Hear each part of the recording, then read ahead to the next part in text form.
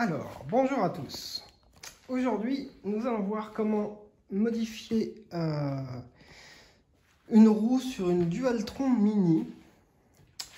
C'est-à-dire passer de ces petites roues pas terribles en 8.5 à une roue légèrement supérieure en 10, comme celle-ci. Qui sont des roues de DT3, je crois, ou DT2, je ne sais plus. Il faudra que je vérifie. Je crois que ça doit être DT2 à l'avant et DT3 à l'arrière. Donc là, on va s'occuper de la roue arrière pour le moment. Donc ça, c'est une roue qu'on trouve facilement dans les boutiques spécialisées de trotte. Il n'y a pas de problème. Donc celle-là, elle est vendue déjà toute montée, comme ça. Donc vous la recevez comme ça. Donc il y a juste à... Enfin juste, c'est pas si simple quand même, mais il y a quelques manipulations à faire pour l'adapter sur la trottinette. Donc déjà dans un premier temps, ce qui va nous gêner, c'est le garde-boue. Donc déjà, on va déjà enlever le garde-boue. Moi sur la mienne, ça c'est celle de ma femme, sur la mienne je l'ai pas remis. Bon, après c'était pour le côté esthétique.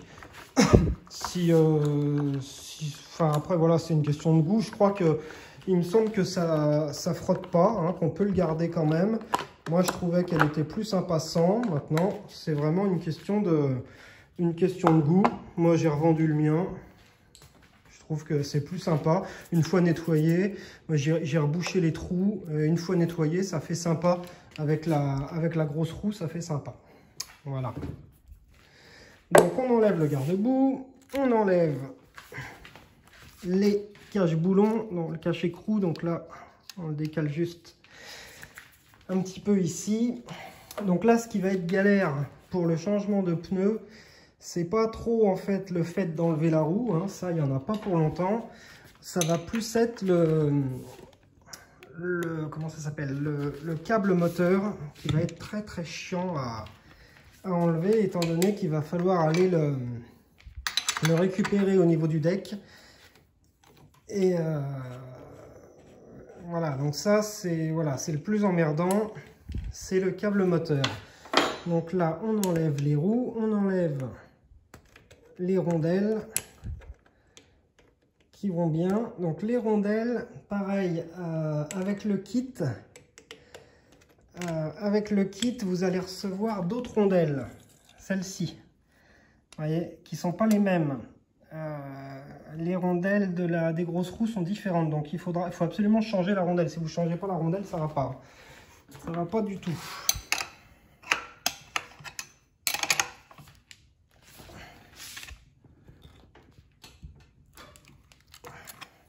Donc là, pareil,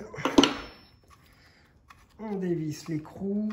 Alors il y a une autre particularité, une autre petite complication.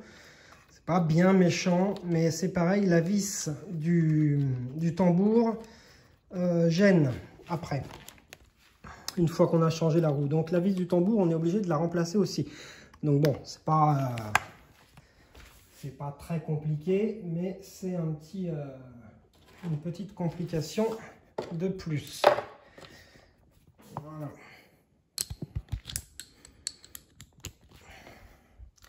Je suis désolé, c'est pas facile de filmer seul. Alors là, on la vire.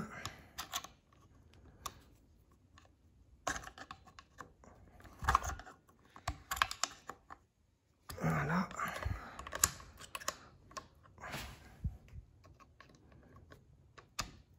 C'est pas évident. C'est pas évident avec celui-là, à ce côté-là, parce que évidemment avec l'écrou, on peut pas complètement enlever. Enfin, on peut, mais bon, c'est pas pratique. Voilà. Là, je pense que ça devrait passer. Voilà. Donc ensuite, on dévisse donc la vis de la du tambour. Voilà. Faites gaffe parce qu'il y a une petite rondelle, vous voyez. Il y a une petite rondelle ici. Voilà. Bon là, je pense que je vais la faire tomber, sinon je vais pas y arriver. Non, même pas. Hop, voilà. Tac. Donc, il y avait 2 rondelles et la vis. Voilà. Donc là, normalement,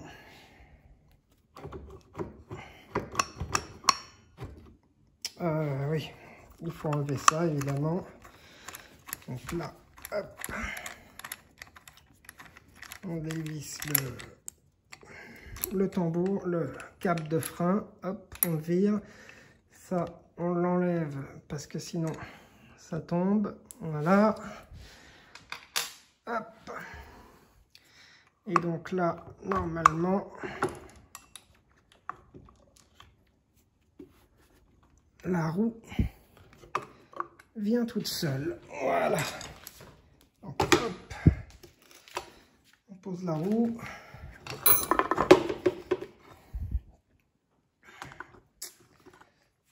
C'est pas évident avec les câbles. Essayez de la bloquer avec quelque chose. Voilà.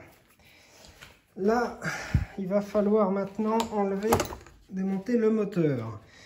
Alors, pour démonter le moteur, il n'y a aucun problème, c'est très simple. On dévisse simplement les vis les vis qui sont là.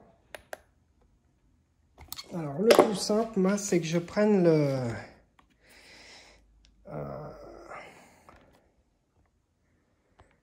le tournevis en fait qui est vendu avec les Dualtron, qui est pas mal du tout.